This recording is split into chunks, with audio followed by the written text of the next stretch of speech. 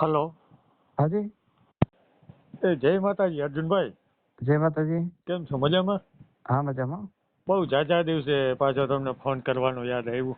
હા હા તમે તો પર્યાવરણ મંત્રી બની ગયા. હા.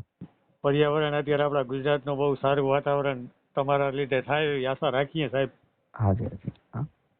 કેમ છે બીજું? શાંતિ સાહેબ? બસ મજામાં ભાઈ. હા એક કામ હતું અર્જુનભાઈ. હા હા હા.